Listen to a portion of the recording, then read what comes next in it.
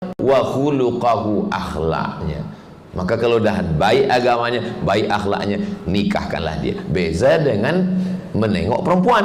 Kalau perempuan yang ditengok itu 4. Yang pertama, limaliha, hartanya. Yang kedua, wali hasabiha, keturunannya, nasabnya. Yang ketiga, wali jamaliha, kerana cantiknya.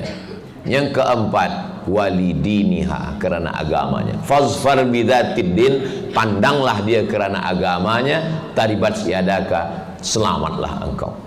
Ustaz Abdul Somad, ya, saya mahasiswa, pelajar, student Ustaz dulu. Oh ya. Saya dah kerja Ustaz. Alhamdulillah. Saya belum berbini. Na'udzubillah. Kata Ustaz dulu, kalau nak cari isteri, pertama tengok maliha, hartanya, wali hasabiha, nasabnya, wali jamaliha, cantiknya, wala diniha, kena agamanya. Bolehkah Ustaz carikan untuk saya yang ada 4-4-nya? Kata saya, kalau ada yang ada 4-4-nya, untuk apa saya kasih ke kamu? Jangan mencari perempuan yang sempurna. Kalau mencari kawan yang tak bercacat, seumur hidup tak berkawan. Mencari perempuan yang sempurna, seumur hidup bersendirian. Menikah itu bukan mencari kesempurnaan. Menikah itu menutupi kekurangan. Maka sebelum menikah, yang dipandang orang adalah kesempurnaan. Lebih tinggi, lebih putih, lebih cantik. Tapi selepas menikah, apa kata pepatah? Hijau rumput di rumah, lebih hijau rumput jiran tetangga.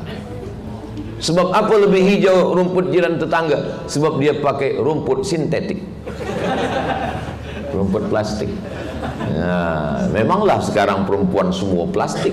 Hidung plastik, dagu plastik. Operasi plastik. Nauzubillah. Jadi itu yang pertama, bagi makan. Makan dulu, bukan skincare. Makan. Yang kedua, pakaian. Adakah sekarang lelaki yang tidak membagi pakaian kepada perempuan? Ada. Alhamdulillah di Brunei Darussalam, bila pesawat terbang dah landing, kita menengok semua perempuan lengkap berpakaian dari ujung rambut hingga ujung kaki. Berbeza dengan tempat lain. Ada yang kain belum selesai dijahit sudah dipakai. Ada yang tinggi 170 cm cuma dapat kain 100 saja. Alhamdulillah, dijaga Allah nikmat mata. Betul-betul Darussalam, dar rumah, salam keselamatan. Selamat biji mata, selamat telinga, selamat fikiran, selamat hati. Maka bagilah istri pakaian yang sesuai kemampuan. Bajunya baju kurung. Ustaz Abdul Somad, ya, baju Melayu tu yang perempuan apa namanya? Baju kurung. Apa arti baju kurung itu Ustaz? Saya nak jawab tak tahu, tak sedap pula. Kita dah diangkat profesor oleh UNISA. Baju kurung tu apa Ustaz? Sebab dia mengurung aurat. Oh, kami baru tahu sekarang Ustaz. Saya pun baru dapat tadi.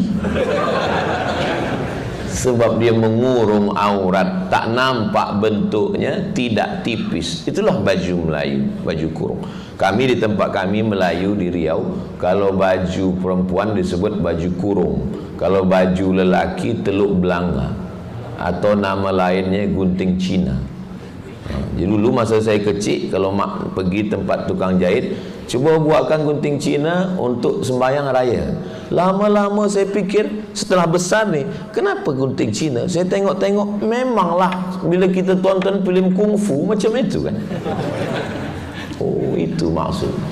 Pakaian dia menutup. Kalau dia dah pakai lelaki, pantang nampak bentuk lekuk badan. Lelaki pun tak boleh nampak lekuk badan. Itu maka ada songket. Dan pakai songket pun ada cara khas orang Melayu. Kalau dia sudah beristri sampai ke lutut. Kalau masih lajang di atas lutut. Maka puan kalau nak pergi walimah, suami di atas lutut, hati-hatilah. Allah Subhanahu wa taala, ini urf, ini tak ada dalam Quran. Jadi kita tak boleh nanti nampak ada orang udah beristri, dia pakai songket di atas lutut, lalu kita tanya, kamu sudah beristri atau belum? Sudah. Kenapa songket ini di atas lutut? Ini menurut Melayu, saya menengok dalam Quran dan sunnah Rasulullah SAW. Mana ada dalam Quran? Ini tak diatur dalam sunnah. Makanya kita belajar usul fiqh, dasar daripada fiqh hukum Islam, tidak hanya Quran dan sunnah, tapi juga urf. Al-adatu muhakkamatun, adat istiadat yang tidak bercanggah dengan Islam boleh dijadikan dasar hukum. Maka berilah pakaian. Islam tidak ada mengatur pakaiannya warna hitam, tak ada. Pakaiannya mesti, tak ada. Pakaian apapun yang menutup aurat boleh dipakai. Kenapa tempat kita orang Melayu pakai baju Melayu? Kerana adat kita sejalan dengan agama. Adakah adat yang tak sejalan dengan agama? Ada. Nanti kalau saya sebutkan tersinggung, sakit hati, saya tak nak sakitkan hati orang. Banyak adat yang pakaiannya kalau dia pakai bercanggah dengan agama. Tapi adat Melayu kita, pakaian lelaki tak bercanggah dengan agama, elok, pakai sembahyang Jumat, dan pakaian perempuan pun bersesuaian dengan agama. Maka ada kalimah di tempat saya, adat bersendikan syarak, syarak bersendikan kitabullah. Adat ini mesti mengikut kepada Al-Quran dan Sunnah Rasulullah Sallallahu Alaihi Wasallam. Selepas bagi yang kedua pakaian, yang ketiga bagi rumah, tempat sesuai dengan kemampuan. Sebab lelaki tak boleh dibebankan lebih, nak makan lebih, nak pakaian lebih, nak tempat rumah yang lebih. Maka lelaki, menurut survei hari ini, lelaki lebih cepat mati daripada perempuan. Sebab apa? Sebab tuntutan yang terlampau banyak, ingin makan lebih mahal, pakaian lebih elok, tempat rumah yang lebih mewah. Akhirnya kerana terlampau banyak tuntutan, detak jantungnya tak kuat lagi. Akhirnya innalillahi wa inna ilaihi raji'un. Itu bukan cakap saya. Ada seorang profesor, dia director sebuah hospital, dia cakap ke saya. Dia tanya ke saya, Ustaz Somad, lebih kuat lelaki ke atau perempuan? Kata saya, lelaki. Sebab lelaki adalah imam, lelaki pemimpin di rumah. Ini Ustaz jawab dari aspek agama. Tapi dari kami, survei dunia medik, kesehatan, lelaki lebih cepat meninggal dunia daripada perempuan, kata dia. Kenapa? Karena terlampau banyak tekanan. Di office, tekanan daripada atasan. Di jalan, tekanan lagi, ditangkap polis.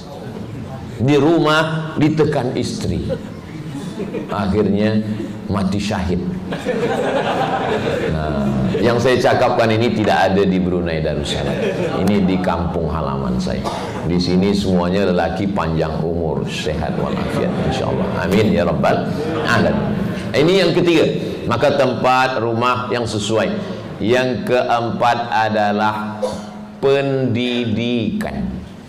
Lelaki, cuba kita tanya diri kita masing-masing. Saya bukan ustaz yang suka mempermalukan suami di depan orang banyak. Bila awak last sekali ajak bini tahajud malam, itu mempermalukan lelaki. Tak perlu dijawab dengan lisan, cukup dengan perbuatan. Cuba ingat-ingat wahai suami, bila last sekali menjagakan istri untuk bangun malam. Rahimallahu mara'an, Allah merahmati lelaki aiqaza ahlahu, yang membangunkan, menjagakan istrinya malam. Dia ambil air, dia percikkan ke wajahnya. Wake up my darling. Itu kalau baru honeymoon. Kalau dah 20 tahun, jaga nak subuh dah. Bila last kali? Lalu kita pun sembahyang malam, sembahyang tahajud. Usolli sunnatat tahajud rakaataini imaman. Disitulah lelaki menjadi imam.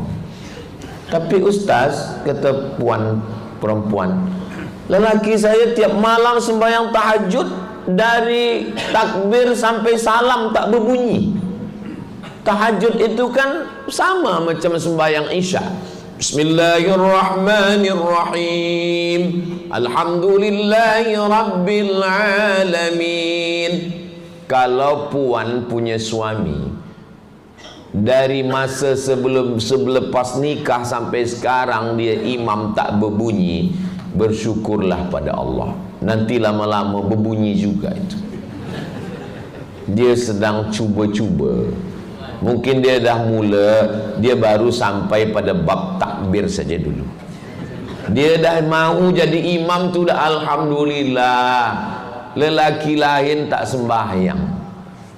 Alhamdulillah Ustaz Abdul Somad, suami saya selepas dengar tazkirah Ustaz di YouTube, dia sekarang dah sembahyang. Sembahyang apa puan? Sembahyang Jumat.